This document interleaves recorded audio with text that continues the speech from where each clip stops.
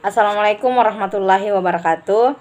Alhamdulillah, puji syukur kita panjatkan kehadirat Allah Subhanahu wa taala, karena dimana pada pagi hari ini kita masih diberi kesempatan untuk dapat mempresentasikan tugas dari kelompok 1 dengan judul Perkembangan Pendidikan Kejuruan di Era Industri 4.0.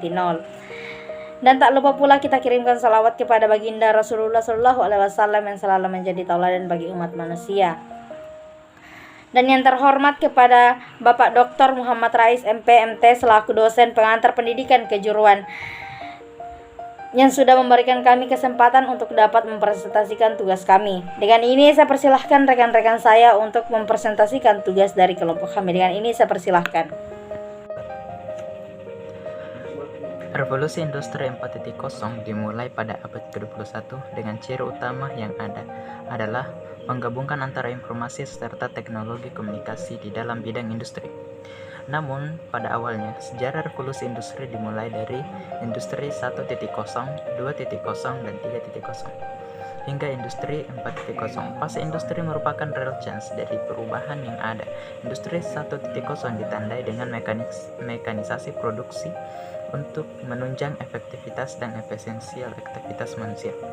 Industri 2.0 dicirikan oleh produksi massal dan standarisasi mutu, sedangkan industri 3.0 ditandai dengan penyesuaian massal dan fleksibilitas manufaktur berbasis otomatis dan robot. Sedangkan untuk industri 4.0 selanjutnya ditandai dengan cabar fisik dari kolaborasi manufaktur, istilah proyek yang dipraksai oleh pemerintah Jerman untuk mempromosikan komputerisasi manufaktur. Pengertian Revolusi Industri 4.0. Revolusi Industri 4.0 atau biasa disebut Cyber Physical System merupakan revolusi yang menitikberatkan pada otomatisasi serta kolaborasi antara berbagai teknologi cyber. Dengan kemunculan revolusi ini mengubah banyak hal di berbagai sektor. Era revolusi industri 4.0 akan berdampak pada peran pendidikan, terutama pada peran pendidiknya. Perkembangan pendidikan di era industri 4.0. Ahli teori pendidikan sering menyebut pendidikan era revolusi industri 4.0 untuk menggambarkan berbagai cara mengintegritaskan teknologi siber, baik secara fisik maupun non-fisik dalam pembelajaran. Pendidikan era revolusi industri 4.0 adalah fenomena yang merespon kebutuhan revolusi industri dengan penyesuaian kurikulum baru sesuai situasi saat ini. Kurikulum tersebut mampu membuka jendela dunia melalui genggaman, contohnya memanfaatkan Internet of Things atau IoT. Di sisi lain, pengajar juga memperoleh lebih banyak referensi dan metode pengajaran. 4 kompetensi yang harus dimiliki pengajar untuk menghadapi revolusi 4.0. Pertama yaitu keterampilan berpikir kritis dalam pemecahan masalah. Hal ini merupakan kemampuan memahami suatu masalah, mendapatkan informasi sebanyak-banyaknya sehingga dapat dikolaborasikan dan memunculkan berbagai perspektif untuk menyelesaikan masalah. Kedua yaitu keterampilan komunikasi dan kolaborasi. Keterampilan ini tidak luput dari kemampuan berbasis teknologi informasi sehingga pengajar dapat menerapkan kolaborasi dalam proses pengajaran. Ketiga yaitu kemampuan berpikir kreatif dan inovatif. Diharapkan ide-ide baru dapat diterapkan pengajar dalam proses pembelajaran sehingga memacu siswa berpikir kreatif dan inovatif. 4 yaitu literasi teknologi dan informasi. Pengajar diharapkan mampu memperoleh referensi dalam pemanfaatan teknologi dan informasi guna menunjang proses belajar mengajar.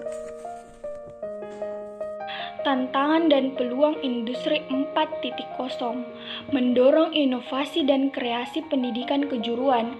Pemerintah perlu meninjau relevansi antara pendidikan kejuruan dan pekerjaan untuk merespon perubahan. Tantangan dan peluang era industri 4.0 dengan tetap memerlukan dengan tetap memperhatikan aspek kemanusiaan. Untuk mengidentifikasi berikut tantangan industri 4.0. 1. Masalah keamanan teknologi. 2. Keadaan dan stabilitas mesin produksi. 3. Kurangnya keterampilan yang memadai. 4.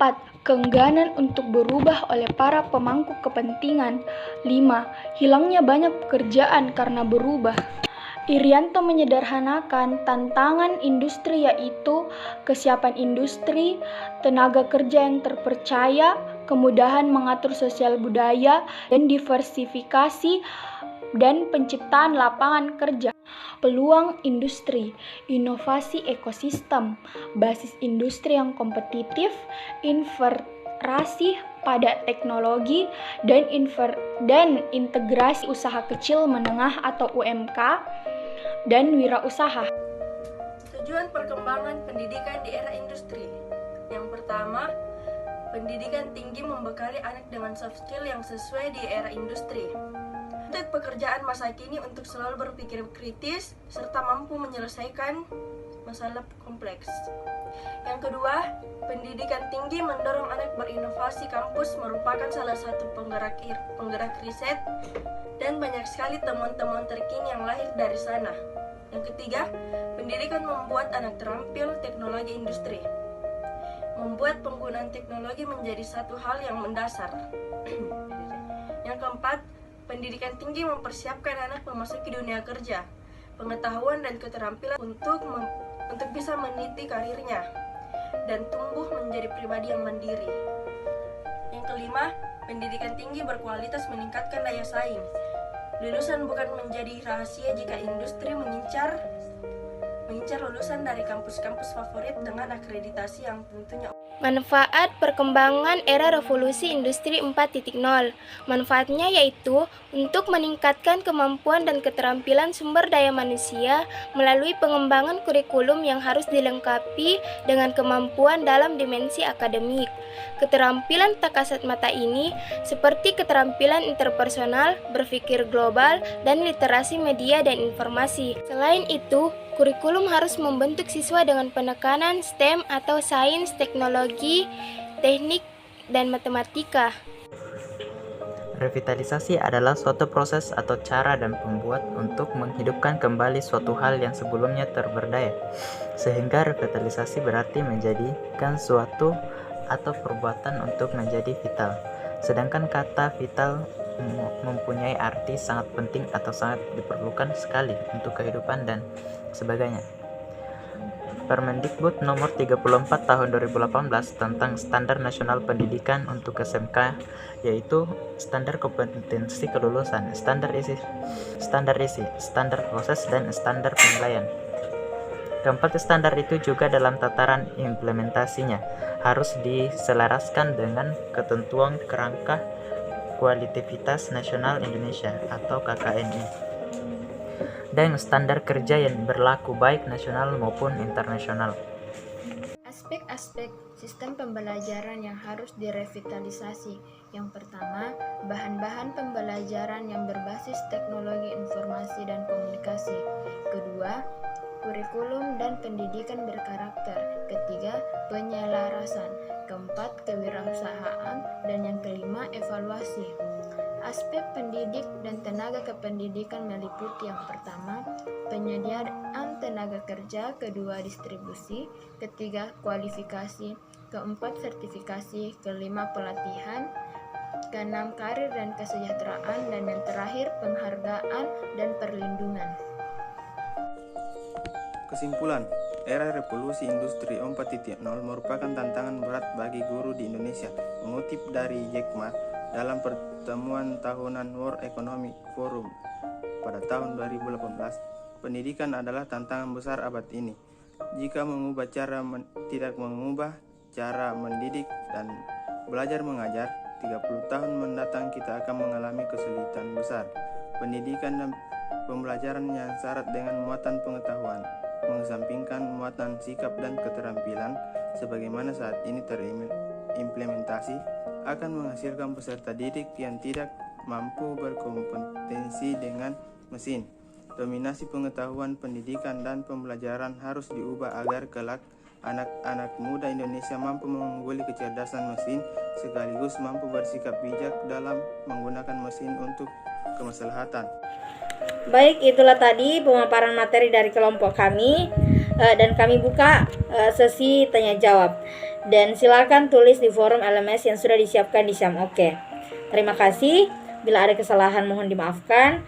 Kami akhiri dengan ucapan wabillahi taufiq wal hidayah. Wassalamualaikum warahmatullahi wabarakatuh.